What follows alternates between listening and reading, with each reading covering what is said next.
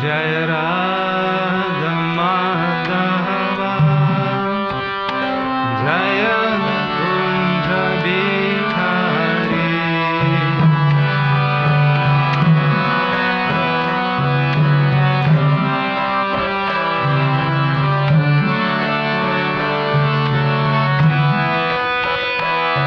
Jaya Radha Madhava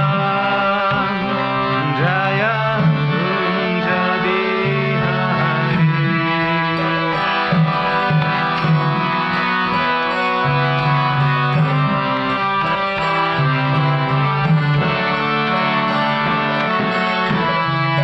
Jai Gopi Jana Baba Jaya Giri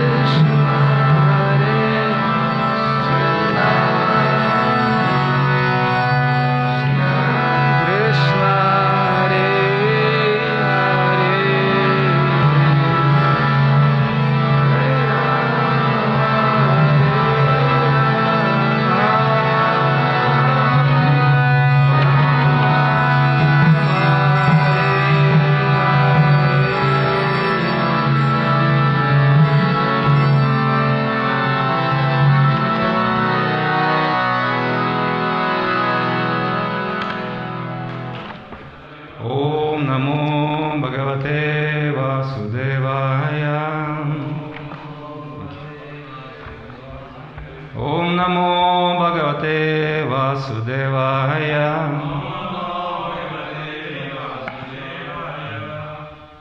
Sarvam etacha Bhagavan Vichato menu purvasham Tatvato rehasyu dahartum Prapanaya mahamunem Sarvam etacha Bhagavan Vichato menu purvasham Tattvato rehasyu dahartum Prapanaya mahamunem Sarvam etacha Bhagavan Prichato menu purvasham Tattvato rehasyu dahartum Prapanaya mahamunem.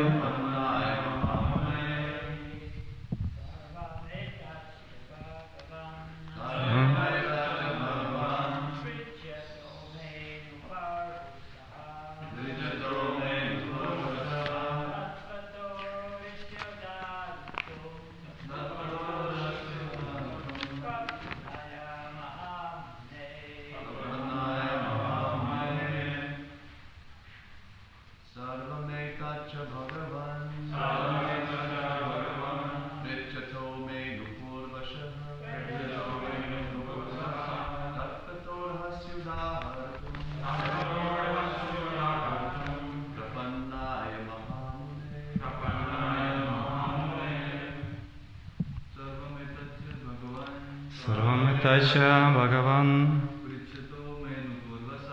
Vichato menu purvasham Tattvato rehasyu dahartum Prapanaya mahamunem. Sarvam, all these etat, inquiries, cha, also that I have not been able to ask. Bhagavan, O great sage, Prichadaha, of the inquisitive, me, myself, Anupurvashaha, from the beginning, Tatvataha, just in accordance with the truth, Arhasi, may kindly be explained. Udahartum, as you will let know. Prapannaya, one who is surrounded.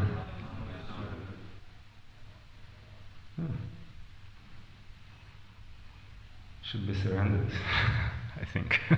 Well, we'll see. Mahamune, O great sage. Translation and purport by His Divine Grace, A.C. Bhaktivedanta Swami Srila Prabhupada. Srila Prabhupada ki jai. O great sage, representative of the Lord, kindly satisfy my inquisitiveness in all that I have inquired from you and all that I may not have inquired from you from the very beginning of my questionings. Since I am a soul surrendered unto you, okay, surrendered. That's a typo. Please impart full knowledge in this connection. Purport. The spiritual master is always prepared to impart knowledge to the disciple, and specifically when the disciple is very inquisitive. Inquisitiveness on the part of a disciple is greatly necessary for the progressive disciple. Maharaja Parikshit is a typical disciple because he is perfectly inquisitive. If one is not very inquisitive about self-realization, one need not approach a spiritual master simply to make a show of discipleship. Not only is Maharaja Parikshit inquisitive concerning all he has inquired about, but he is also anxious to know about what he has not been able to inquire. Factually, it is not possible for a man to inquire about everything from the spiritual master, but the bona fide spiritual master is able to enlighten the disciple in every way for the disciple's benefit. Om Agyana Timirandasya Gyananjana Shalakaya Chakshurunmilitam Yana Tasmai Shri Gurave Namaha Shri Chaitanya Manavishtam Stapitam Yana Bhutale Swayam Rupadadamayam Dadati Svapadantikam Vanchakalpatarupesya Kripasinubhya Vacha Patitanam Pavanabhyo Vaishnavabhyo Namo Namo Jai Shri Krishna Chaitanya Prabhu Nityananda Shri Advaita Gadadhara Shivasadi Gaura Bhaktavinda Hare Krishna Krishna Krishna Hare Hare Hare Rama Rama Rama Hare Hare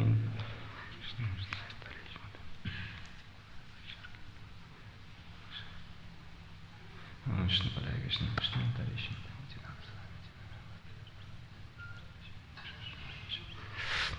I'll read the text again. O great sage, representative of the Lord, kindly satisfy my inquisitiveness in all that I have inquired from you and all that I may not have inquired from you from the very beginning of my questionings. Since I am a soul surrendered unto you, please impart full knowledge in this connection.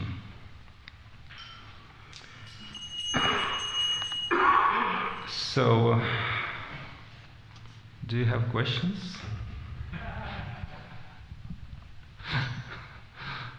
Well, we are, practically coming to the end of this chapter, which is called Questions by King Parikshit.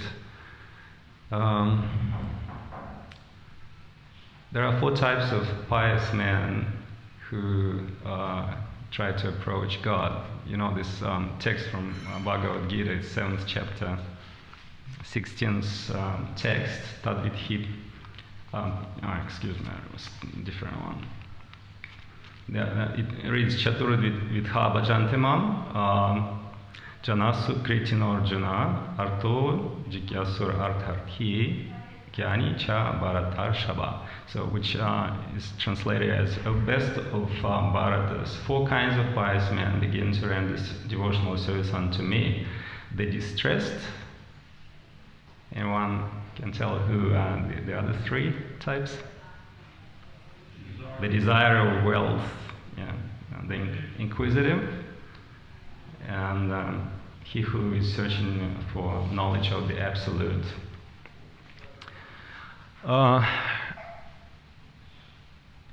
In this age, probably most of the people searching for God, they may belong to the first category, the one in distress. And when Srila Prabhupada came to America, it was the Vietnam War was in full swing. So there was the civil disobedience movement, called hippie movement, at that time.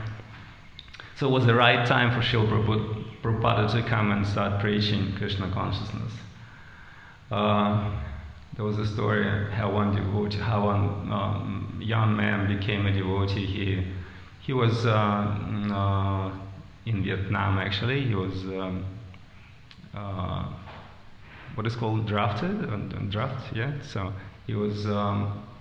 They were flying in a helicopter, and there were about 200 American guys, boys, and so they were dropped with the parachutes into the forest. What happened is, actually, as soon as they started, parachuted, so Vietnamese soldiers started to shoot them.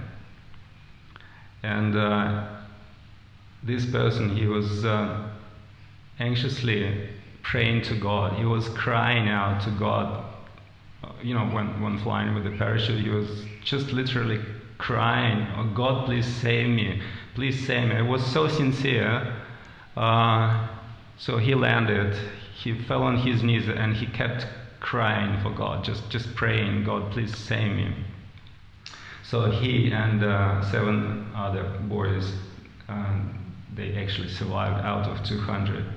So in a couple of months he returned to America, and by the divine providence he met devotees and he became a devotee. So Krishna kind of reciprocated to his desire for being saved, and he guided him to meet the devotees, and he gave him intelligence to become a devotee. There is another story. It happened in Estonia.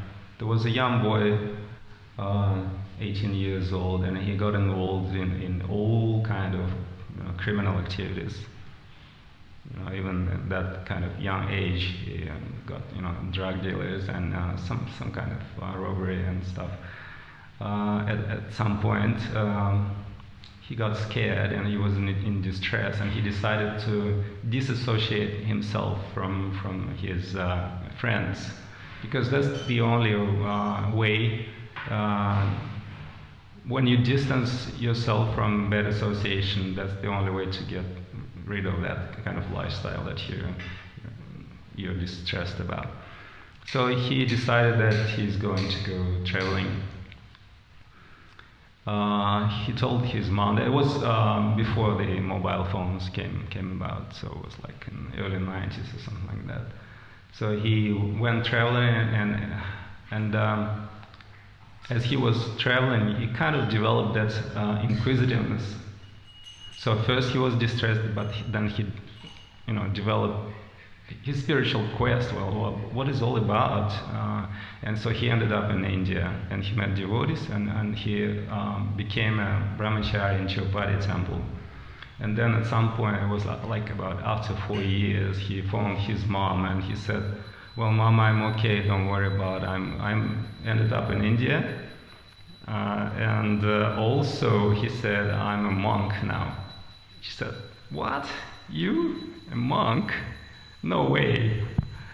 He said, "Yes, I am."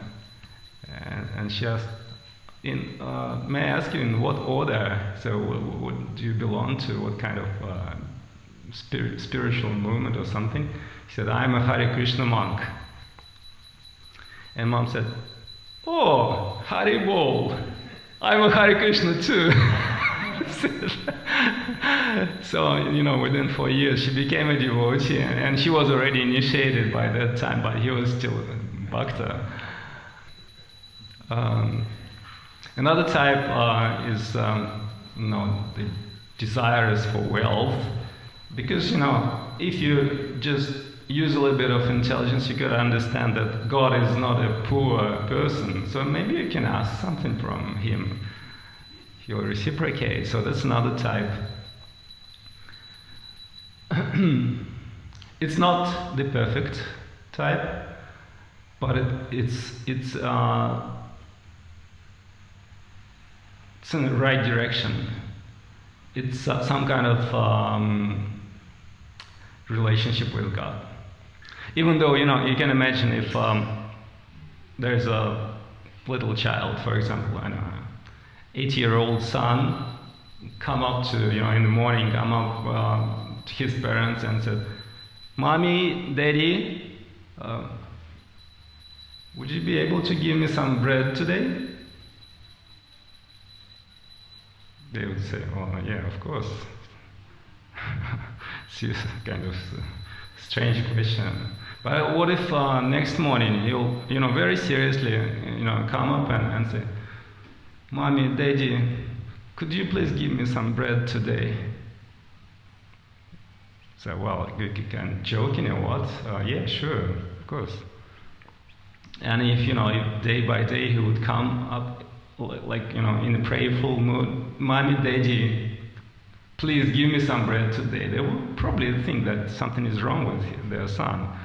So there is no need to ask God for bread. He supplies everyone with all the necessities. Of course, according to our previous credits, so to speak. Someone is wealthier than the other persons, and someone is more healthier, but we're all God's children, so there's no need to pray for bread. It's bread business, as Prabhupada would say, would name it. So the next type is an Inquisitive Person, and there's a couple of times. One is in the text itself. Inquisitiveness, yeah, and Prabhupada is also mentioned it a couple of times in his purport. So inquisitive is a little bit more kind of higher than the previous two. That means that we're not as selfish as the one who desires wealth, and we're not as depressed as the first one. So we're more like willingly trying to approach God, and we're inquisitive. So, and most of you know Vijay Prabhu from America, the famous book distributor. So he told the story how he became a devotee. He was born in Southern California, and at the age of 18 or something like that, he was staying in his friend's house, and he said they were doing all kinds of sinful activities that you can imagine. Southern Californian guys, you know, back then in 1970s.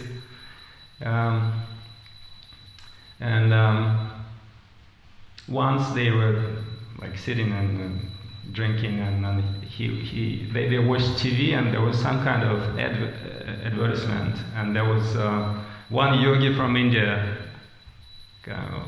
advertising his center in Los Angeles, and there was Maharishi Mahesh Yogi. And Vijay was kind of got a little bit interested, and he went to that center. And there was a place where they used to sell mantras. Mantras, like, you know, they were selling mantras. It was good business. So he said, I paid $120 for a mantra that consists of 2 syllables. So he said like $60 per each syllable, which is now probably $500 per each syllable. But he said I was kind of I wasn't really kind of intelligent guy, but I just paid that money, and he gave him mantra. So his sadhana was that he was chanting for 15 minutes in the morning and in the evening that mantra. And he said, even though it was a stupid thing, but it kind of slowed down him a little bit. So he was became more thoughtful, and he started to contemplate about the kind of spiritual questions. It kind of kindled some spirituality in him.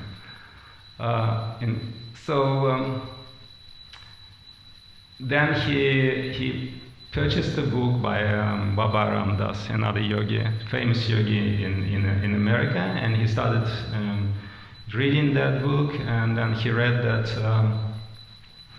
detachment from material things is very important in the spiritual way. And then the next day, somehow or other, but everything was stolen from Vijay. Everything that he had in that house was stolen, and he said, wow, that's probably a good sign that I'm in a proper way, I'm becoming spiritual. So he thought, well, I'll grab that book and I'll go to Bahama Island just to, stay alone, read book, and do my sadhana, just as a sadhu. And he wanted to go to some kind of paradise place. But when he flew to Bahamas, he just found out that it's even more materialistic than Los Angeles. And so next day he decided that he'll go to Miami. But that evening his money was stolen. All the money that he had, they were stolen. And he said, I never felt happier than that evening. So I became completely in God's hands. I don't have money, I don't have any belongings, just a backpack and a little bit of clothes. And I have a ticket. So he went to Miami, and he was hitchhiking, and somehow or other he got some job, and one day Oh, yeah. So when he was reading that Ram Baba's book, he saw that at the very end, that yogi, he was recommended some spiritual literature, and among those literatures there was Bhagavad Gita. And he thought, wow, okay. He went to the bookshop and he saw 4 Bhagavad Gitas on the shelf. And he said, I've just chosen the most attractive one. It was the most beautiful, it had the best binding and everything was beautiful, and I picked it up and it was Srila Prabhupada's Bhagavad Gita. And he read it within 5 days. He didn't do anything else. He was just, a little bit eating, a little bit sleeping. He was reading very carefully. And after that, he started following all the 4 regulative principles and chanting Hare Krishna mantra the whole day long. And then after a few days, he met the Harinam party, and he listened to what they sing, and he recognized that this is the same mantra. And so he approached devotees and he said, hey, where did you get this mantra? I'm chanting this too. And they said, well, oh, you're chanting Hare Krishna. Oh, very good. So they preached to him a little bit, and they said, well, you better go to Miami Temple just to get properly trained. So he went to Miami Temple, and Krishna fulfilled his desire to be in the paradise, because that temple has 6 hectares of land. 5 of those were planted with flowers. At that time, they supplied all the temples in America with the flowers. So it was flowers. Was 80 mango trees. He said we had mango pies, we had mango chutneys, we had mango lassi, we had mango everything. So it was like kind of, they had banana trees, and it was perfectly beautiful. So Krishna fulfilled his desire to be in the paradise and practice spiritual life. So this is another type of piety, I would say, inquisitiveness, spiritual inquisitiveness. In the Srimad Bhagavatam, Shukadeva Goswami, he is a perfect teacher, and Parikshit Maharaj is a perfect disciple.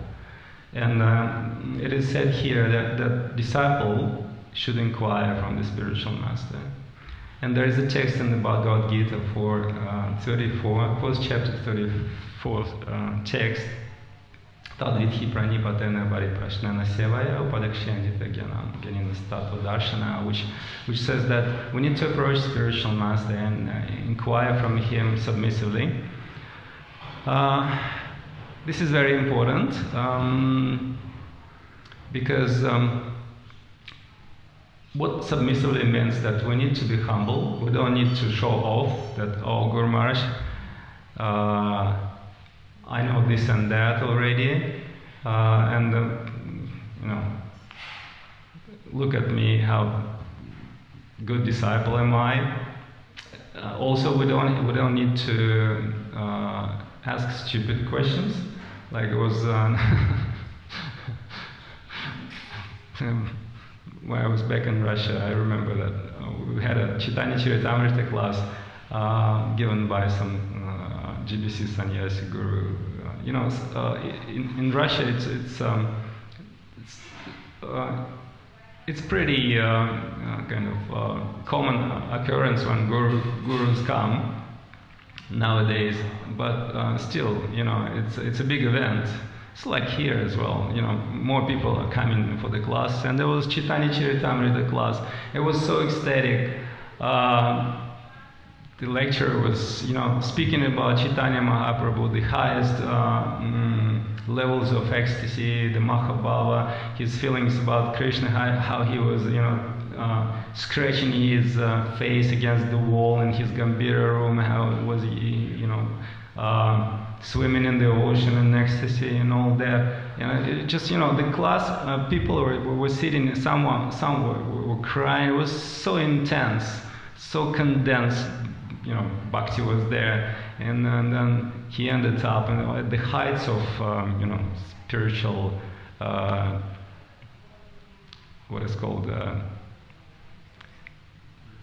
yeah, Blaze would say, and he said sweetly, like the Amrita Swami is usually saying, any questions? like that.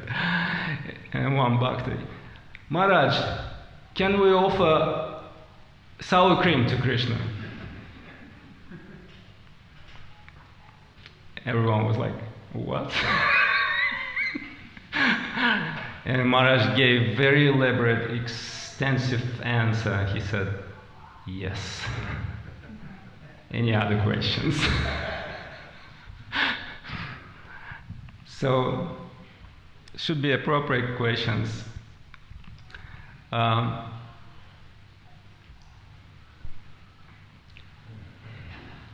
Humility is also the key word in the relationship. In the relationship with the spiritual master, you know, when you need to, you know, someone pour in your glass some water, your glass should be, you know, lower than the other glass. You know what I mean? So, if you want to be filled with knowledge, you need to be really humble. So you need to lower yourself. Bow down before the spiritual master. Otherwise, how can he, you know, ingest some knowledge, you know, and put some knowledge in your consciousness? It's not possible. I'll probably stop here. Let's see if there is any questions, because this is. Again, this chapter is called Questions by King Parikshit, and this particular verse speaks about inquisitiveness. I do not qualify to be a perfect, I don't know, who can answer your questions, but maybe we can discuss something. Yes, Pitambara Prabhu. Sometimes it's like you rack your brain to ask something of the spiritual master, because I mean there's so much literature and basically Prabhupada or Prabhupada's disciples seem like they've covered pretty much everything. I mean the main questions. So sometimes I mean it's what is there to ask? You feel like it's contrived, like kind of forcing a question. I don't know. Yeah, so I'll just repeat the question. Sometimes you can just rack your brain to, you know, to what to ask spiritual master, because it's, you know, all the topics were covered all in all the literatures and all the lectures. It's all available.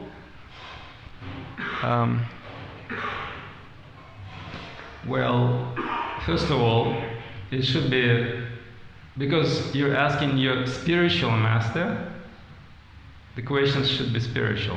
So let's take out some at least something, okay? We're not asking about, you know, should I get married or not, or should I offer sour cream or not, or you know, better not. I mean, you can. It's still it's a relationship, and you can at least learn how by how he reacts on your questions, how he answers the question. You still can learn something.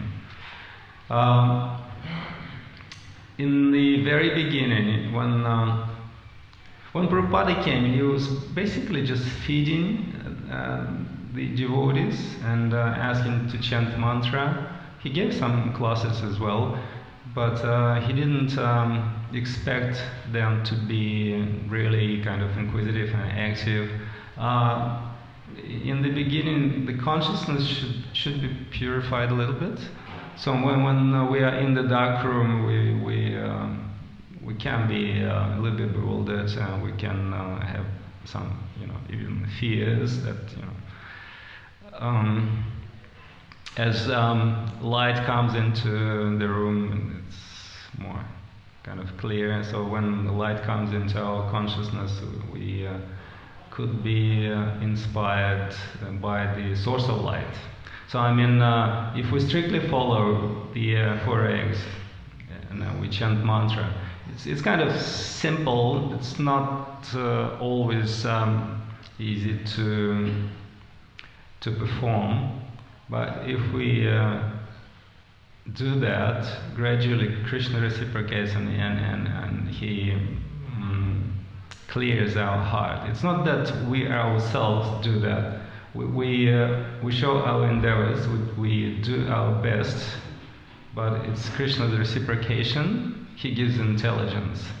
So it's good to practice not superficially. So we kind of, who's been around for some time, it could be, some complacency there. It's not good. I mean, we should actually very actively pray to our Guru and to Krishna. Please guide me. Please give me your mercy. Please save me. Like Sanatana Goswami, when he first approached Lord Chaitanya, first question he asked, "Who am I? Is it spiritual or material?" But he was so eager to know, "Who am I?" And then he asked, "Why all the threefold miseries give me trouble?" Okay? And then how can I get freed from those miseries? I remember one devotee in Russia, he was saying that he's a doctor, and he just became a devotee, and it was probably late 90s. And they were expecting their spiritual master to come to one of the big cities to celebrate Prabhupada's centennial, the anniversary, 100th anniversary. And their spiritual master got sick, and he stayed in India, and he couldn't come, and he had a lot of disciples in Russia, and they were kind of, "Oh, let's pray to Krishna that our Guru can come." And he thought, well, it's kind of selfish a little bit. He's sick, and we just want some enjoyment. We want his association is good, but there is some selfishness in this. And he started praying very intensely to Krishna to just help his Guru to get well. And he was praying so intensely that he said that at some point he was just basically lying down in dandavats and crying, and because he was a doctor, he couldn't, I don't know, maybe not because of that, but he was really praying for his Guru to recuperate. And he said, I was just simply crying out, praying to Krishna, and at some point something happened, and he went into some kind of spiritual ecstasy. So Krishna, probably opened the door to some kind of back door for him to that reservoir of bliss. And he said, just tears rolling down my cheeks, and I was crying. I was some kind of samadhi or something. And then at some point he started enjoying that. Like, the thought crept into his mind, oh, I already so much, kind of elevated devotee that I'm crying so much, it's spiritual ecstasy, and bang, it's all stopped. He didn't feel anything else after that. So he started enjoying, he started kind of thinking himself as an elevated devotee, something like that, and Krishna, you're not ready yet. So what I mean to say is that, I feel the same as you just mentioned. What's the use of asking questions? But my experience is that when you ask even something common and simple, spiritual master has so much more to say that is already in your brain, that you'll definitely get some benefits. And because you just following Krishna's orders, recommendation, just inquire from your spiritual master, even that fact will give you some enlightenment. There would be something, even one word, some pin code, or your Guru's reaction, or whatever, it will go into your spiritual bank account. It will sit down and will, just pile up over the time. But you need to have some kind of connection. And what kind of connection is, asking questions, doing devotional service, and trying to please your guru. If you think about your guru as a person and who you can somehow or other satisfy, give him some good emotions, spiritual. Yeah, okay, Pitambara, good guy, really endeavors, to become Krishna conscious. And well, that's more than enough for you to rapidly advance. Was probably you raised your hand or something? No? You spoke, you completed what I had to say, but I was just thinking about Srila Prabhupada, that used to be the case a lot when devotees would ask some question, which would sort of be pretty much not in line with what Prabhupada was saying. He might give you a quick answer, and then you look at the person, ask why that person asked the question, and sometimes you wouldn't even answer the question, you get straight into the person. I had that experience. I only asked one question to Srila Prabhupada, and he gave a one-line answer, and then the next thing was why aren't these devotees living in the temple? Right? So that was his answer, why aren't you living in the temple? Rather than answer your question, he focused on that. So sometimes it's just good to break the ice with the spiritual master. Yeah. If you ask a really sort of funny question like sour cream, you will get it. He will dish it out to you. So yeah. It's good. You probably need it. Like thinking with sour cream is, why are you thinking of sour cream? Like instead of listening to the lecture, you're thinking about your tongue, your belly, and your genitals. There you go. Thank you. Also, I remember that instance from Shruti Kirti Prabhu's book, What's the Difficulty? I think it's from there. So one devotee was kind of a little bit timid and shy, and he wanted to approach Srila Prabhupada, but there was so many people surrounding him, so he was staying a little bit aside. And I was in one of the temples in America, and then Srila Prabhupada went out towards his car, and the car was waiting for him. And that devotee could understand that, oh my God, I'm just losing my chance to ask a question. And Prabhupada is going, and I'm just still, stumbling, and just so shy. And then he finally got some courage, and Prabhupada was already sat in the car, but the door was still open, and he squeezed in, and he said, "Srila Prabhupada." Prabhupada, yes. How can I become a pure devotee? Was a question for many books and many hours of lectures, and he just asked that in the very last moment, and Prabhupada said just one word: desire. So that was perfect answer, because everything in the universe shows our desires. Whatever we wish, it will be fulfilled at some point. Even if it's some kind of stupid desires, we have to be careful. When we want something, we have to kind of double check if because that's going to be fulfilled at some point of time. We gotta receive that as a parcel from Australian Post Office. Definitely. The whole universe is designed in that way. Jai Srila Prabhupada ki jai, Srimad Bhagavatam ki jai, Om Gaur Premanande.